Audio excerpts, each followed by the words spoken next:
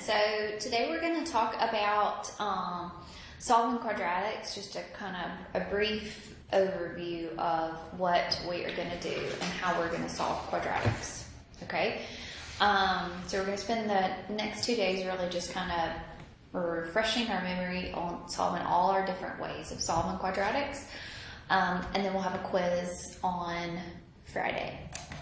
Okay.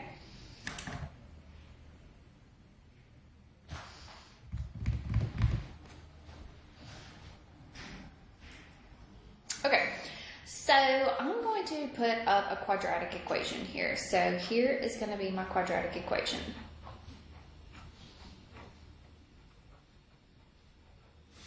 Okay, here's my quadratic. I want to solve it by graphing.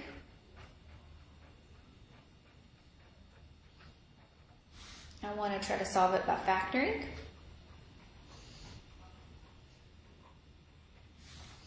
Square root.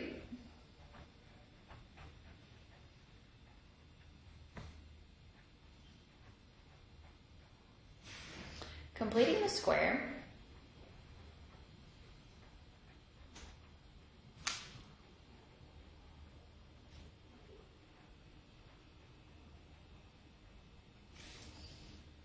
Okay, and then, sorry, down here, quadratic formula.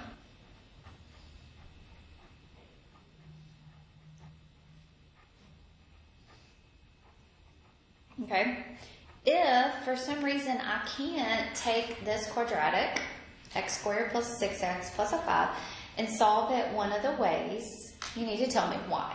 So I want you to spend about 10 minutes, 10-15 minutes trying to do this one, trying to say x squared plus 6x plus a 5 equals a 0, solving it by graphing, solving it by factoring, square root, completing the square, and then the quadratic formula. So take a little bit and try to do that.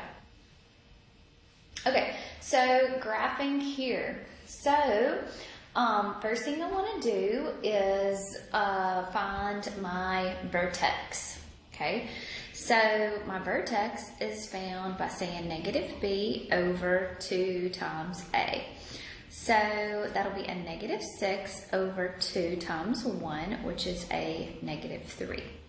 Okay, then I'm going to plug in a negative 3 inside there. So negative 3 squared plus 6 times negative 3 plus a 5.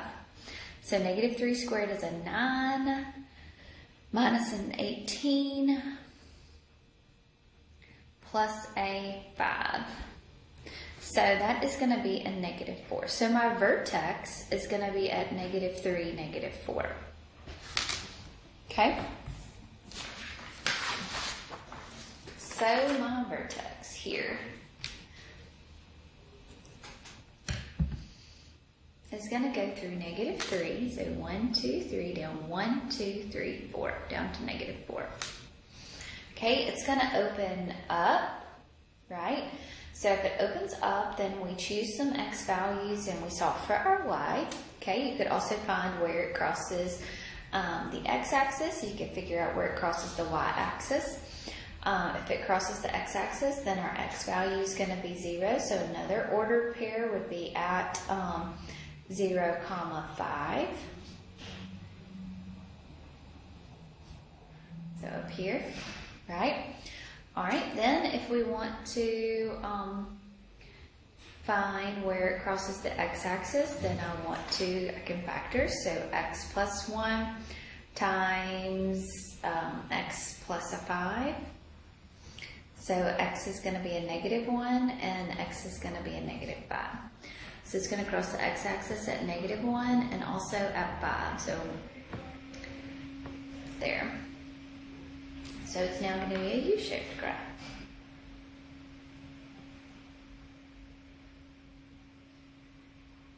So the solutions here for my answer are going to be negative 5 and negative 1.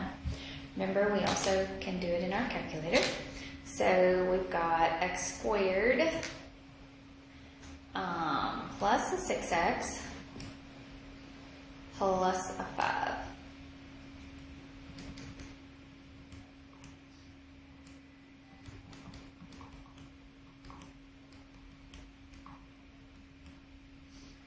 Okay.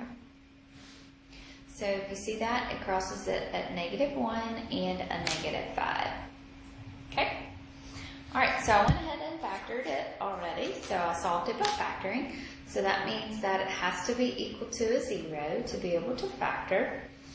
And what multiplies together to give you a 5 is 5 times a 1 and adds together to give you 6. So 5 and 1. So we set both of those equal to a 0. So x is going to be a -5 and x is going to be a -1. Okay? Alright, square root. Can I do the square root here? I've got x squared plus 6x plus a 5. Can I solve this by the square root? How we solve by the square root is that it has to be an x squared term, so a square term, and a number, right? So I cannot use this method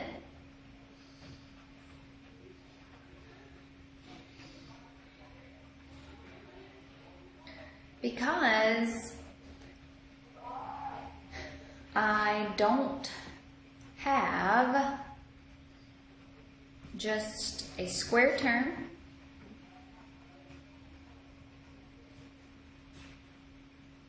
and a number. Okay? All right, completing the square. So when we complete the square, we move the c term to the opposite side. So we're going to have x squared plus a 6x is equal to a -5. We're going to take half of b and square it. So half of 6 is a 3. 3 squared is a 9. That number, 9, there I am going to add to both sides of the equation. Okay, so now then you factor this. X squared plus 6x plus a 9 can factor to x plus 3 times x plus 3.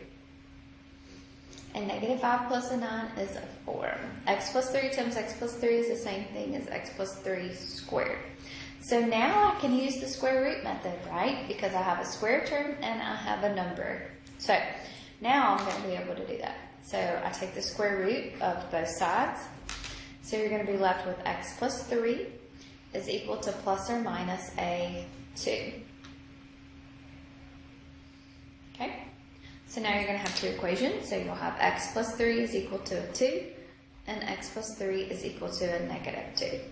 So x is going to be equal to a -1 and x is going to be equal to a -5.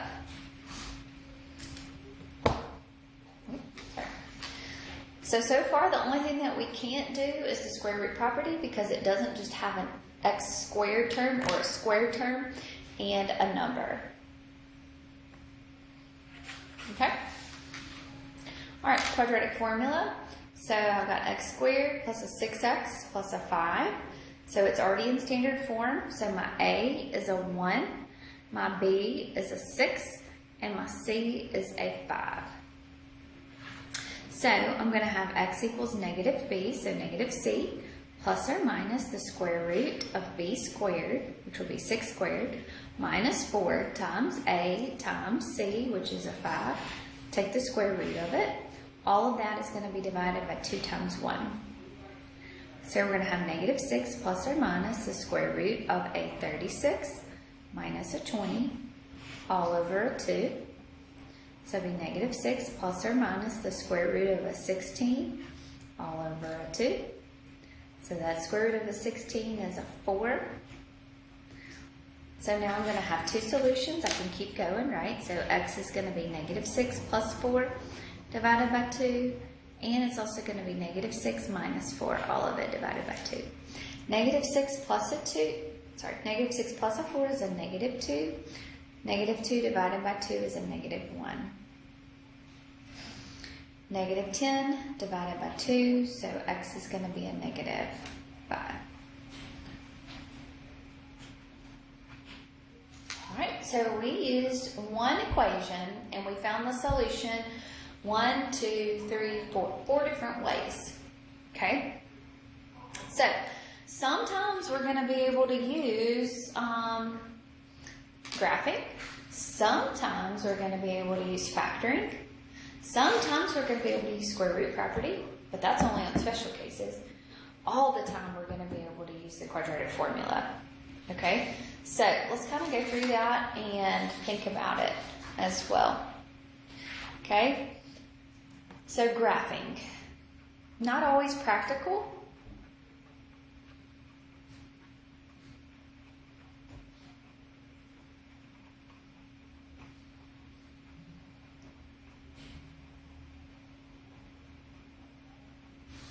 Okay, so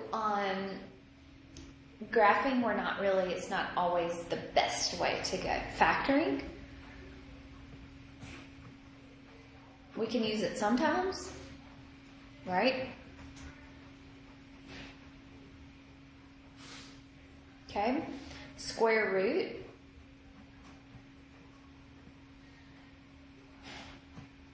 sometimes. Okay, what's special about it? There is no BX term. Okay, completing the square, always.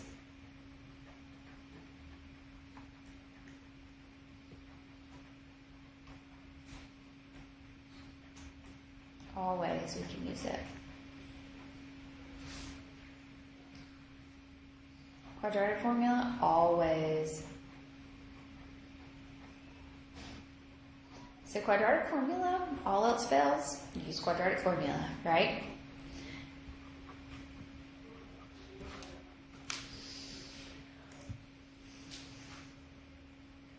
Okay.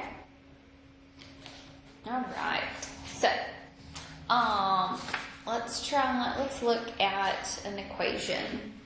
Okay. Let's think about it.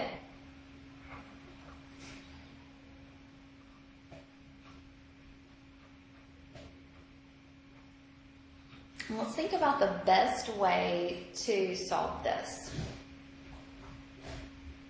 What is the best way to solve this one? Okay, I have a square term and I have a constant. So the best way to solve this one is the square root method.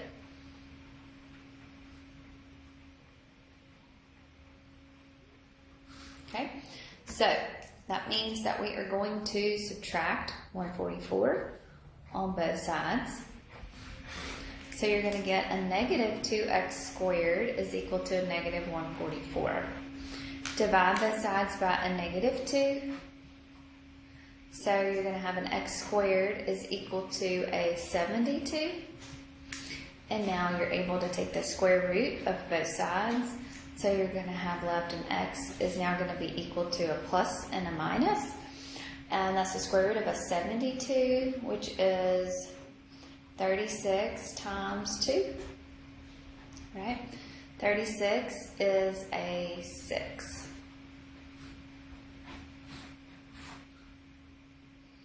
Okay? Good deal? All right, so let's look at another one.